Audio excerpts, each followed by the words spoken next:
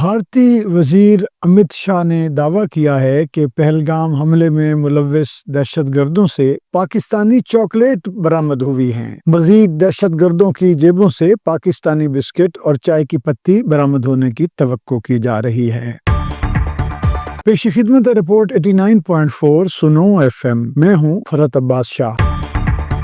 مودی سرکار کا نیا شاہکار حاضر ہے۔ جی ہاں، بھارت کے وزیر داخلہ امت شاہ نے لوک سبھا میں اعلان کیا کہ پہلگام حملے میں مارے گئے تینوں شدت پسند پاکستانی تھے۔ امت شاہ کے مطابق ان کے پاس دہشت گردوں کی پاکستانی ووٹر ID بھی موجود ہے اور ان سے پاکستانی چاکلیٹس بھی برآمد ہوئی ہیں۔ مبصرین کا کہنا ہے کہ عین ممکن ہے بھارتی حکومت اگلی بار کسی نئے دہشت گرد کی جیب سے پاکستانی دودھ پتی اور بسکٹوں کا پیکٹ بھی برآمد کر کے بطور ثبوت پیش کر دے۔ کمال یہ ہے کہ مودی سرکار کو لگتا ہے دنیا عقل سے پیدل ہے اور ان کے ہر اول فول دعوے پر یقین کر لے گی، لیکن سوال یہ ہے کہ اگر یہ سب اتنا واضح تھا تو 1055 افراد سے 3000 گھنٹے کی پوچھ گچھ کس لیے کی گئی؟ آپریشن مہادیو کے تحت بھارتی فوج CRPF اور پولیس نے 28 جولائی کو سلیمان اور فیصل جٹ، افغان اور جبران نامی 3 دہشت گردوں کو ہلاک کرنے کا دعویٰ کیا، اور امت شاہ نے بڑے فخر سے کہا کہ پاکستانی چاکلیٹس ہی اصل